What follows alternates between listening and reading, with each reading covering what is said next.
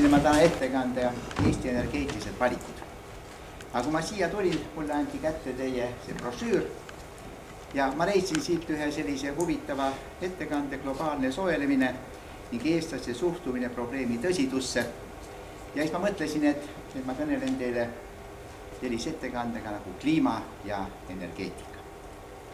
Sellepärast, et kõik on huvitatud sellest, et milline on ilm 10 päeva pärast näiteks. Kui ma lohutan teid, et ilma saab ette ennustada kõige rohkem 5 päeva. Eestis on kõigil omavalitsustel on väga vähe raha. Ja küsimus on selles, et kas nüüd see talv tuleb lumerohke või lumevaene. Ja õige vastus on, et me ei tea. 50% sinna, 50% teisele poole. Ja nüüd kolmas küsimus. Kas ootab meid ees globaalne soojenemine või globaalne jahenemine? Ja unustatakse ära, et see on tõenäosuslik protsess teatud tõenäosuse protsendi juures. Isegi kui 99% inimesi ütleks, et tuleb soojenemine, 1% tuleb jahenemine ja kui tuleb jahenemine, see on ka loomulik, sest see tõenäosus võimaldab seda.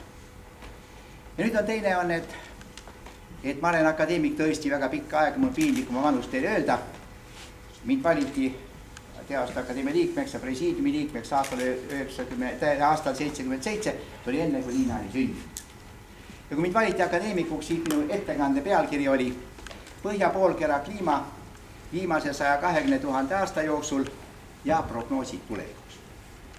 See on see, millega ma olen kogu aeg tegelenud ja paljud inimesed arvavad niimoodi, et kliimaprognoosima peaks tegema klimatoloogid. On täielik eksitus. Klimatoloogid tegelevad meil ilmaprobleemidega, mis on kliima on pikaajaline keskmine ilm, aga prognoosiga tegelevad geoloogid ja astronoomid. Sest ma olen kvaterani geoloog ja kogu kvaterani geoloogide tegevus seisneb selles, et uuritakse möödaniku kliimat ja tehakse prognoose, sellepärast et kvaterani geoloogid uurivad soo- ja järvesetteid, seal esinevaid tuud- ja tolmuterasid. Ja seetõttu see ongi just see minu eriala teadlaste pärusmaa ja ma ei taha teha liiga Jelleri Haugile, aga temal on väga ilusti öeldud sellepärast, et kuidas suhtuvad asjas mehed ja naised. Naised on need, kes usuvad, mis ajalehtides kirjutatakse. Nii, mehed on kahtlevad ja näiteks ma ütlen teile ette, et kui te usute 5%, mis meie vabariigi ministrid räägivad, siis te ka 5%-ga veel petta saanud. Ja sellepärast ongi, et meeste suhtumine on teistsugune ja seetõttu, kuna siis mul on võimalus see teema natuke rääkida, et ei tuleks hiljem siis ka diskussiooni, siis ma valisin sellise ettekande teema ja ma ütlen veel kord, et te ei pea mind uskuma. Sellepärast, et noorte inimeste kasvatamisel on kõige tähtsam see, et tuleb õpetada inimest kahtlema. Ja kui öeldakse, kui teadlane hakkab kahtlemast enda järeldustest, see hakkab sellest momendist peale olema teadlane. Ega teadja peab iseenda järeldusest kahtlema, vaid sel juhul lähevad asjad edasi. Ja nüüd siis selle teema järgi, mida ma ei kavatsenud teha, on see, et inimese mälu on erakordselt vilets aparaat.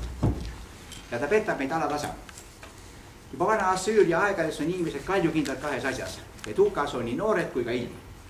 Ja tõepoolest ma hakkan ise ka vaatan oma lapselapsi ja kõiki mõtlen, et äkki ma olin parem.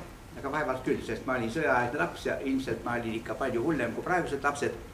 Meie lasime kooli õues automaatidest märki ja pildusime käsigranaate kooli õues tundide vaheajal. Nii et tegelikult ei olnud me paremad midagi. Ja ilm. Ja ütlevad inimesed, ilm on hukas. Ja seda vaatavat asjaolule kliima on meil muutunud aiva paremaks. Eriti kui võrrelda seda aastaid 1300 kuni 1860 olnud väikese jääajaga. Ja selle väikesel jääajal olid suured ikaldused ja näljahädad. Eestis suri 3% inimesi nälga sel ajal, sellepärast, et ja inimesi suri talvel niivõrd palju, et ei jõutud maha matta, sellepärast, et lihtsalt ei jõutud auto kaevatada, olid nõrgad, hakkas katk. Ja siis leiti kohe, et süüdi on kogukondade patune eluviis ja ilmade ümberkujundajad. Ja üldiselt Lõuna-Prantsusmaal põletati aastaid 1580 kuni 1595 üle 800 nõia, kes siis piinamiselt tunnistasid oma kuratliku plaani üles. Neil olnud kava hävitada Viinamaale väljad viljapõllud, et viia elanikud nälja abil kannibalismile. Ja tegelikult kangelane on väga lihtne olla. Sellepärast, et et siin on mõned ka vanemad kolleegid ja Ülo Vooglaid sa vasta, kes oli Zoja Kosmodemjanskaja? Ülo, kes oli Zoja Kosmodemjanskaja? No, keegi ei tea päris täpselt. Väidetakse ühte ja teist. Väidetakse, et ta oli üks partisan.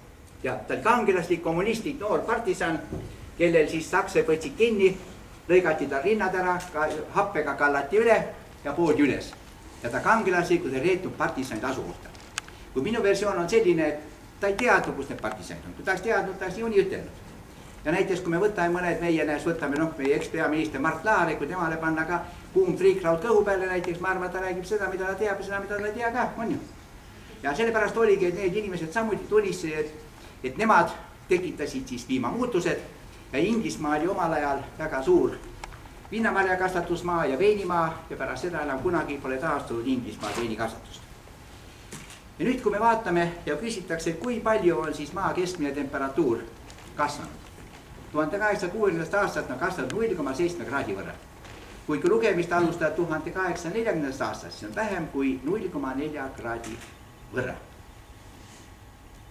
Nii, samal ajal pole kahtlust, et väikesel jääl kujunud jõustikud praegu sulavad. Ja see oli üks ebaloomulik, kui väiksel jääl jõustikud tekkisid. Nii et me teame seda, et ju kuidas Hollandis uisutati kanalite peal ja nüüd, kui on soemaks läinud, on loomulik, ta peabki ära sulama. Ja need jõustikud sulavad senikaudu uus väike jää, kus nad uuesti kasvavad jälle, sest kogu kliimamuutus on rütmiline. Kliima on muutunud viimase 4 miljardi aasta jooksul ja muutub ka järgmise 4 miljardi aasta jooksul. Siin pole mingist kahtlust. Nii.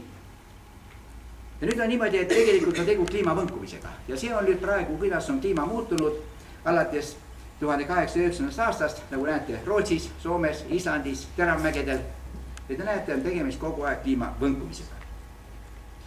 Ja see on üks joonis, mida mina kandsin ette, kui mind akadeemikuks valiti, õieti ei valitud mingis akadeemikuks, selle ajal oli 22 akadeemikut, 28 korrespondentliiget ja mind valiti korrespondentliikmeks. Aga ma olen ainukene viimane, kes veel ausalt akadeemikuks sai, aga pärast tehti kõik akadeemikuks ümber, nagu teaduse kandidaat tehti ka doktoriteks ümber. Ja see oli see, mida ma näitasin, demonstreerisin. Ja kui te vaatate, kuidas on viimase 850 000 aasta jooksul olnud, see sinine on külm, no kogu aeg on olnud külm. Ja see vahel on 2 jäävaheaega. Ja praegu me oleme ka jäävaheajal.